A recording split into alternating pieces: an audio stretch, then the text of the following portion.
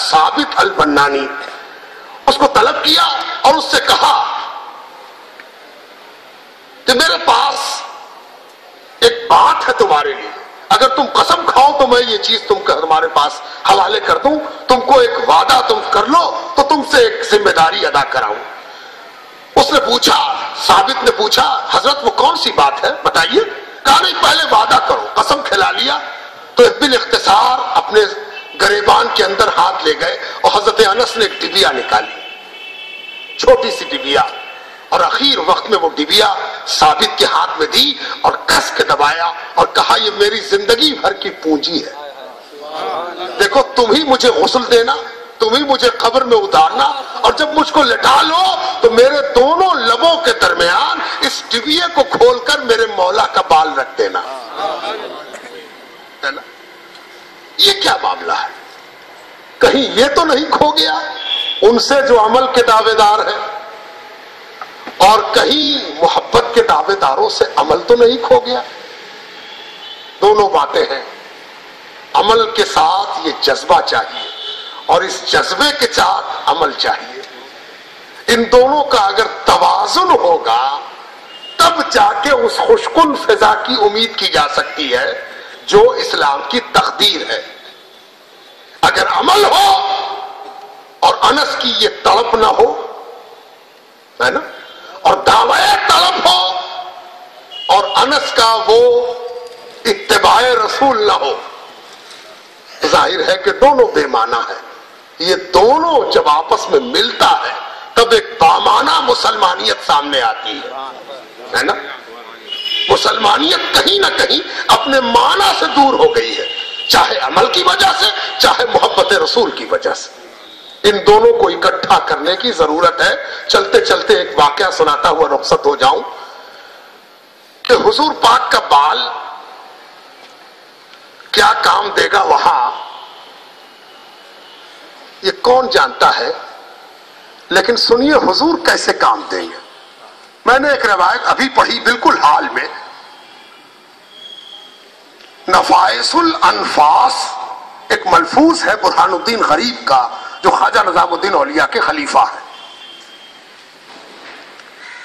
انہوں نے ایک جگہ ایک حدیث نقل کی ہے کہ حضور پاک علیہ السلام کی خدمت اقدس میں ایک کالا کلوٹا شخص آیا، کالا کلوٹا شخص حاضر آیا اور اس نے حاضر ہو کر حضور صلی اللہ علیہ وسلم کے پاس بیٹھنے کا شرف حاصل کیا، اور حضور اس پر بڑا التفات فرماتے رہے، خیریت پوچھتے رہے، دلجوئی کرتے رہے، مہربانی کرتے رہے، شفقت کرتے رہے، اور لوگوں کو بڑی حیرت کہ کالا کلوٹا معمولی انسان، اس کی کوئی حیثیت نہیں، اس کی کوئی پہچان نہیں، اس کی کوئی شناخت نہیں، اس کا کوئی اسٹیٹس نہیں، اس کا کوئی بیک گراؤنڈ نہیں، اس پر حضور اتنے مہربان ہے، کیا بات ہے نا۔ آگے بڑھنے سے پہلے ذرا اندازہ لگائیے کیا ہم بھی اپنے عمل کے اعتبار سے کالے کلوٹے نہیں ہیں؟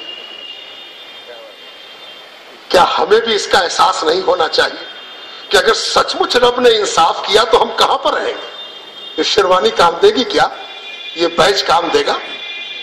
یہ نسب نامہ بھی کام نہ دے گا، ہے نا، اور یہ سندیں بھی کام نہ دیں گی، ہے نا۔ ہمیں تو ایک ایسے مولا اور مربی کی ضرورت ہے جو میری تمام کمیوں کے باوجود اس لیے مہربان ہو جائے کہ مہربانی اس کا شیوا ہے، کرم اس کی تقدیر ہے اور فضل اس کی عادت ہے نا۔ جانتے ہیں کیا کہا حضور پاک کی خدمت اقدس سے؟ وہ کلوٹا شخص اٹھ کے گیا تو صحابہ نے عرض کیا یا رسول اللہ یہ کون شخص تھا، اس میں کون سی خوبی آپ کو نظر آئی کہ آپ اس قدر مہربان ہوئے؟ توجہ سنیے گا، حضور پاک کا بیان حماد کاشانی نے آج سے 700 سال پہلے ایک حدیث کے حوالے سے نقل کیا ہے کہ حضور نے فرمایا تم نے اس کے چمکتے ہوئے دانت نہیں دیکھے؟ تم نے اس کے چمکتے ہوئے دانت نہیں دیکھے؟ کس قدر خوبصورت تھے اس کے دانت۔ ہم تو اس مولا کے غلام ہیں جو بجھی ہوئی راکھ میں سے بھی چنگاری تلاش کر لیتا ہے نا۔ ہم تو اس مولا کے غلام ہیں جو برائیوں میں سے بھی خوبی نکال لیتا ہے نا. ہمیں اس کی ضرورت ہے, ہمیں اس کی حاجت ہے, ہمیں اس کی بے حد ضرورت ہے کہ آقا سے میرا ایسا رشتہ ہو جائے کہ یا رسول اللہ ہم میں بھی کوئی خوبی آپ کی زبان سے ظاہر ہو جائے اور وہی آپ کے مولا کو پسند آ جائے, اور جسے آپ پسند کر لیجئے اسے آپ کا مولا پسند کر لیجئے. بزرگوں, دوستوں اور عزیزوں, یہ میلاد پاک صرف اس لیے نہیں منعقد ہونا چاہیے جلسہ سیرت کہ ہم دوسرے کو سنا سکیں اور کچھ اپنے لیے بھی تو جٹا سکیں کہ حضور سے میرا رشتہ قوی ہو, مضبوط ہو. اور جب ایسا تعلق پیدا ہوتا ہے تو عمل بہت آسان ہو جاتا ہے, اور عمل سے اس تعلق تک پہنچنا ذرا مشکل ہے, اور اس تعلق سے عمل تک پہنچنا بڑا آسان ہے. اسی لیے پہلی اینٹ محبت کی ہونی چاہیے, دوسری اینٹیں عمل کی خود بخود رکھا جائیں گی. اور اگر عمل کی اینٹ رکھ کر محبت کی طرف جائیں گے تب تو بہت مشکل ہے, بہت مشکل ہے. اسی لیے محبت وہ چیز ہے جو عمل کو آسان بناتی ہے نا. اور جب محبت کی دنیا میں آئیں گے تو انگلی بھی کارآمد ہو جائے گی سرکار دو عالم کی, اور زلف بھی کارآمد ہو جائے گی, ہے نا. ارے تمہیں کیا پتا, کبھی کبھی تو نجات کا سبب صرف یہ بن جائے گا کہ اللہ کے ہاں کوئی کھڑے ہو کے کہے گا اے اللہ میں تو تیرے حبیب کے گیسو پر عاشق ہو گیا. جب جب تیرے حبیب کے گیسو کو دیکھا تیری واللیل سمجھ میں آ گئی, اور جب جب تیرے حبیب کے چہرے انور کو دیکھا تیرا والضحیٰ سمجھ میں آ گیا, ہے نا.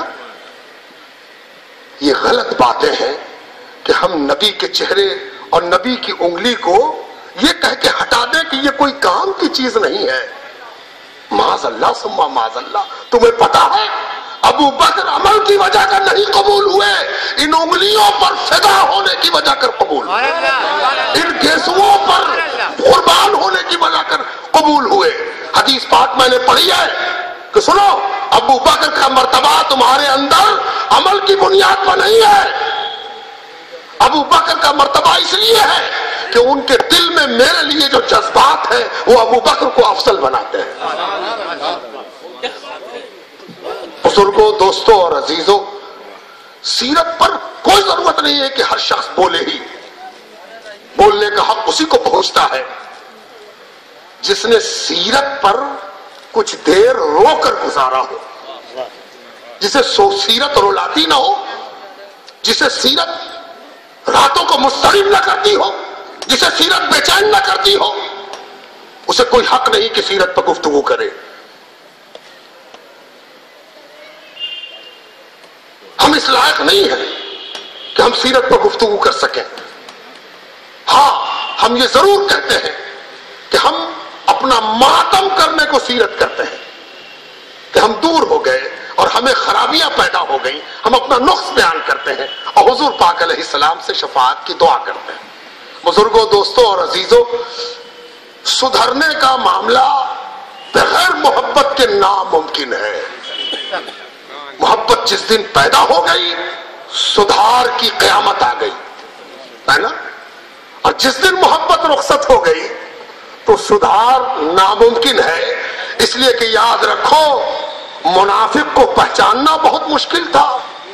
وہ نماز پڑھتا تھا, وہ روزہ رکھتا تھا, نماز نہیں چھوٹتی تھی اس سے, روزہ بھی نہیں چھوٹتا تھا, تو کیوں وہ منافق تھا؟ دراصل منافق اس لیے تھا کہ اس کے نماز اور روزے میں مصلحت تھی, محبت نہیں.